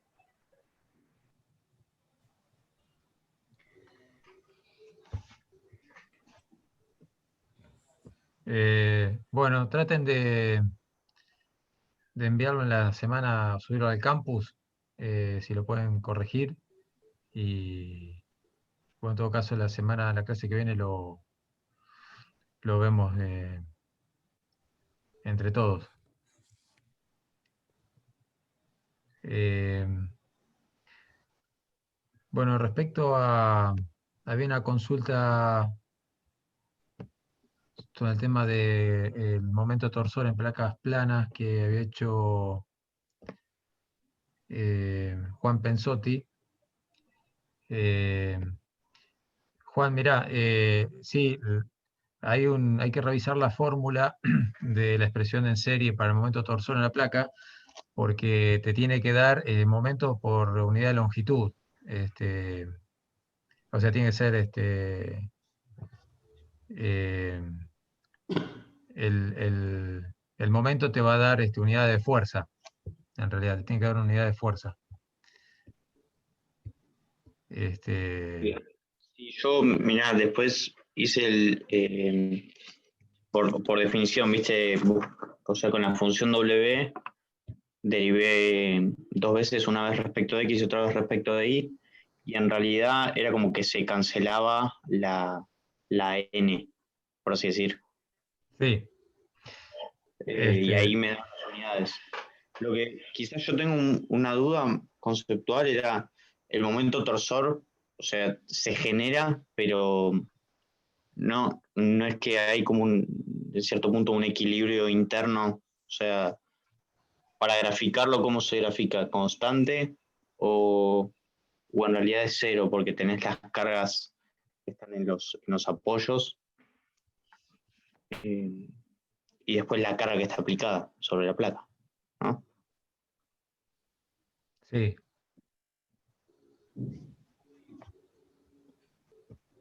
Vos decís cómo es la ley de variación del momento torsor.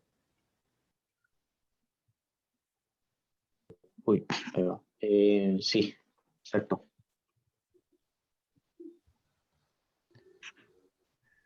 Fíjate el momento torsor en la ecuación del momento, ¿de qué depende? Del X de Y, ¿o no? De la distancia.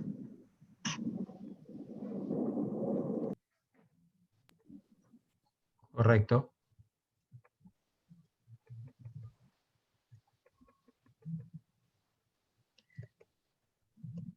Ah, ok.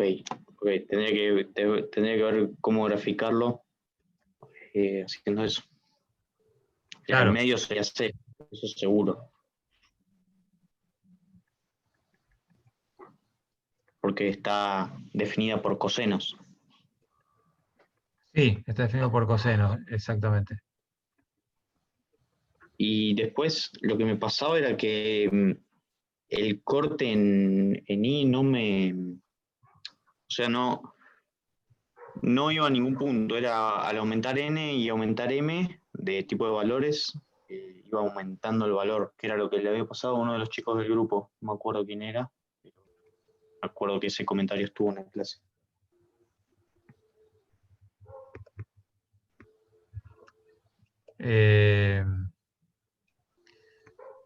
Sí, el corte tiene que hacerse máximo a los bordes y digamos, tiene que, digamos, para la zona media de la placa tiene que, bueno, como si fuese una viga, ¿no? Tiene que pasar por un cero y después tiene que aumentar nuevamente, ¿no? Tiene que tener una variación similar a lo que es el esfuerzo de corte como una viga con una carga distribuida. O sea, tendría que darte una variación donde tiende que tender a su valor máximo en los extremos, en los apoyos.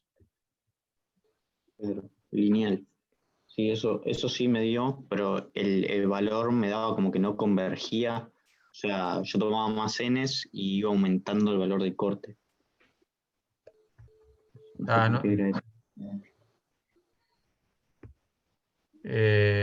¿Vos lo subiste, enviaste la solución que hiciste para ver lo que tengo acá? Lo terminé justo hoy, si querés lo envío. Sí, por favor, para revisarlo. Dale, buenísimo. Bueno, muchas gracias. No, de nada.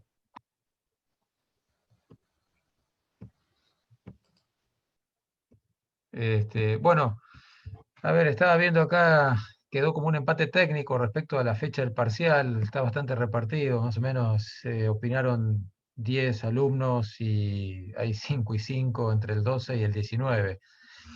Está bastante equilibrada la elección de la fecha. No sé si algunos más que se sumaron después a la clase. Bueno, repito lo que había comentado al comienzo, es la definición del segundo parcial, la fecha que, digamos, propuesta, dado que por ahí los sábados de noviembre va a haber algunos exámenes, también puede ser de cálculo y otras materias.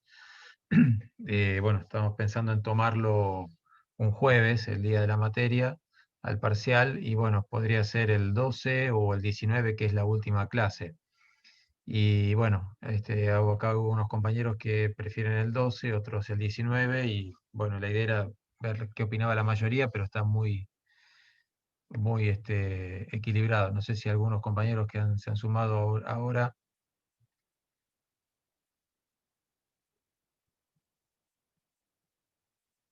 Ah, 19, acá hay varios que... Bueno, ahora el 19 ganó. Hay más Creo, gente. Gustavo, que el Boca de Urna dice el 19. No Sí, sé sí, el sí. escrutinio definitorio, pero No, ahora sí, ya fue apabullante, ahora sí. Se inclinó por el 19.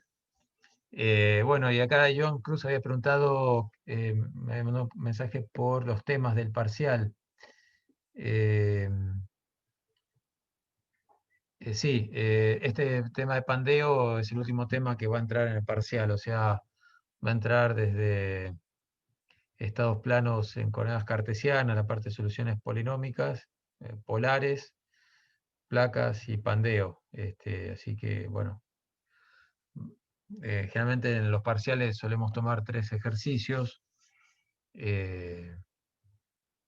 así que, bueno, se va a repartir en temas y, bueno, entre estos temas que se desarrollaron después del primer parcial, bueno, a algunos le tocarán, vamos a tratar de distribuir entre esos temas, bueno, los ejercicios que puedan llegar a tocar eh, de estados planos en cartesianas, polares, placa o pandeo, bueno, no es que va a entrar para cada tema todo, ¿no? Bueno, vamos a tratar de repartirlo y algún tema le tocará 3 ejercicios con algunos temas y otros 3 ejercicios con otros temas.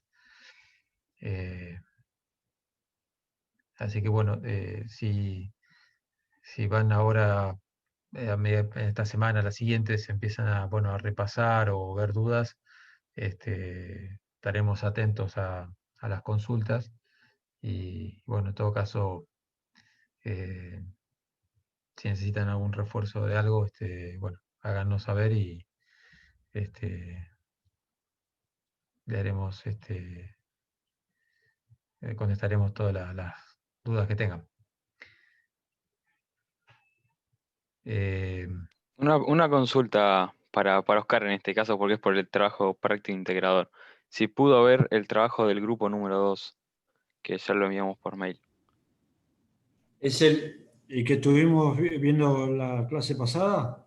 No, es uno que mandamos hace 2 semanas, creo, o 3, Ese te que me respondiste que lo recibiste y que bueno, que pero estamos, aparte te contesté.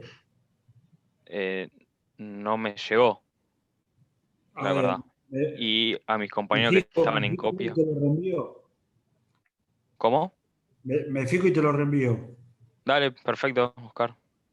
Ustedes el que hicieron esa viga que había deformado, ¿no es cierto? No. Bueno, entonces me parece que me estoy confundido y le respondí a ese grupo. Ahora me fijo. Ah, ok, ok. Ustedes son el grupo 2, número 2. Grupo 2. Listo, ya lo chequeo y te lo reenvío Dale, enseguida. perfecto. Gracias, Oscar. Mañana te lo envío. Gustavo, ¿te puedo hacer una consulta con respecto al segundo recuperatorio del primer parcial? Si hay una fecha tentativa o si ya está definida. No, todavía no lo hemos definido. Podemos ver de hacerlo. La verdad que no lo hemos definido todavía y no sé, a ver, me parece oportuno para ver si, de acuerdo a la disponibilidad que ustedes tengan, que les queda mejor para hacerlo. No sé, los que tengan que recuperar el primer parcial. Porque digo, habitualmente lo que hacíamos en el régimen, digamos, presencial habitual de la materia era tomar el segundo parcial, el repertorio del segundo parcial, bueno, lo solíamos tomar, últimamente lo estamos tomando un poquito antes de la última clase. El recuperatorio del segundo parcial se hacía por ahí en la semana de descanso y el tercer recuperatorio, que podía servir para recuperar una segunda oportunidad para recuperar el primero o el segundo, se solía hacer en la fecha de final de diciembre, en la segunda fecha final. Así que, bueno, si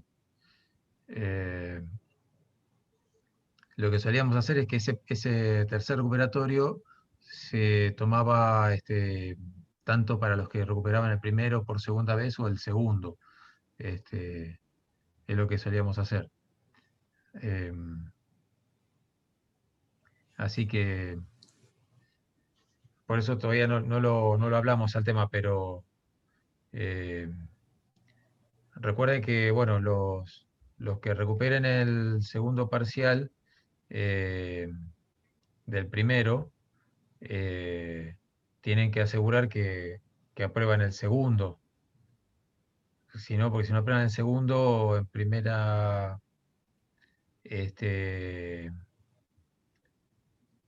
no, está bien, aprueban el segundo y le queda el recuperatorio del segundo parcial, perdón. Sí, está bien. El segundo parcial tiene un recuperatorio más y bueno, si no se aprueba, sí, ahí ya que se pierde la regularidad de la materia. Pero bueno, no sé, ¿ustedes qué prefieren hacer? ¿Rendirlo en las fechas de final, al recuperatorio del primer parcial, al segundo? Profe, por mi parte estaría bueno rendirlo en diciembre, porque ahora en noviembre estoy lleno de parciales.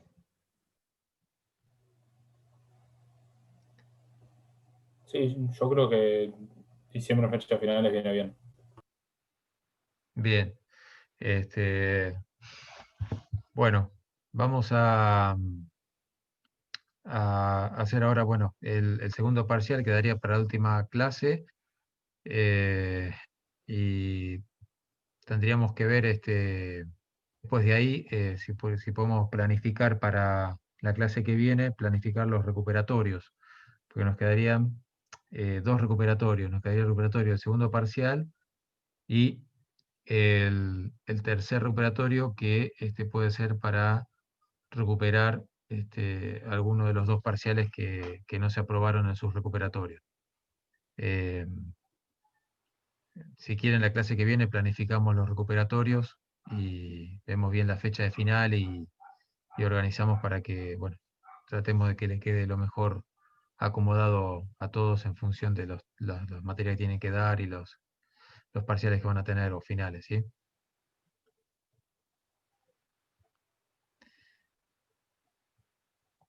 Ya por lo pronto tenemos fijada la fecha del segundo parcial, los temas, y bueno, la organizamos para la semana que viene, hablamos de los recuperatorios.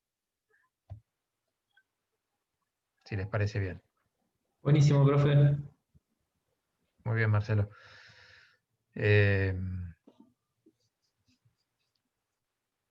Bueno, si no tienen alguna pregunta, alguna consulta, nos vemos el jueves que viene. Ahora vamos a subir la clase esta grabada al campus. Habilité hoy también, hay un video que teníamos de Pandeo, hay un par de videos donde está también la parte que explicó Oscar del equilibrio, el tema de la inestabilidad, los equilibrios. También está explicado, retomamos los videos del español. Y bueno, también está todo el tema de otro segundo video, que es la explicación de el pandeo elástico, que también explicó Oscar, y bueno, así que como un refuerzo también al tema. Y bueno, la clase que viene vamos a ver ya después que desarrollemos la clase que viene, los temas que faltan de pandeo, vamos a ver la actividad práctica sobre el tema de pandeo. Así que bueno, por hoy lo dejamos acá, si les parece, y seguimos el jueves que viene. Profe, yo Sí. tengo una consulta que la había hecho en el campus sobre la función de IRI. Estuve, bueno, revisando los ejercicios y no me queda claro con qué criterio debo elegir si tomar un polinomio de segundo, tercero o cuarto grado. Vos estás hablando de coordenadas cartesianas.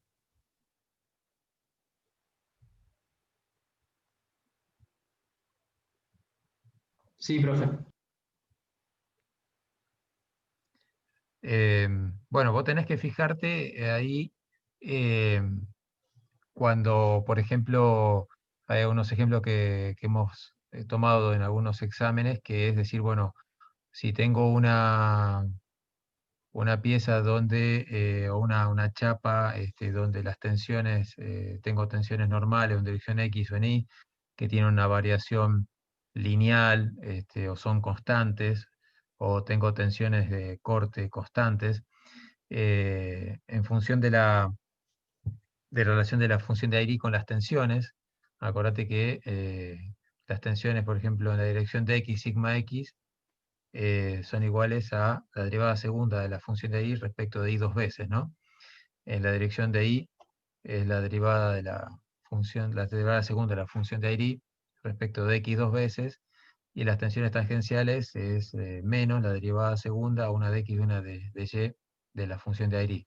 En función de esas relaciones, de las derivadas, tenés que ver que si las tensiones van a tener una variación lineal en una dirección, el polinomio tiene que ser por lo menos de tercer grado en alguna de sus variables, para que cuando hagas las derivadas te quede una variable en términos de un exponente elevado a la 1, ¿no? Te dé una variación lineal.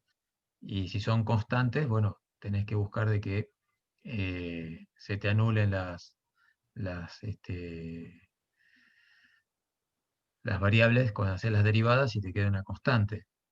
Entonces, en función del estado tensional que vos querés representar y la relación que tenés de la función de Airy con las tensiones, tenés que evaluar el grado del polinomio. No sé si me seguís. Sí, sí, excelente, profe. Perfecto. Bueno, El punto de partida, entonces, claro, sería un polinomio de tercer grado y de ahí para arriba, digamos. sí, dependiendo, digamos, cómo es la variación de las tensiones en la chapa, ¿no? Que vos tenés. Si son lineales, si son constantes, o por ejemplo, cuando vimos el tema de la ménsula, bueno, que tenés un corte que varía cuadráticamente, entonces ahí, fíjate que nos aparecía una i a la cuarta, para que cuando aplicas la derivada te queda una variación cuadrática. Entonces, en función de lo que vos querés representar y cómo tiene que ser ese campo de tensiones, vas a tener que buscar un polinomio que represente esa variación. Y lo linkeás con la relación entre la función de Airy con las tensiones. Excelente, profe. Perfecto. Gracias. No, de nada.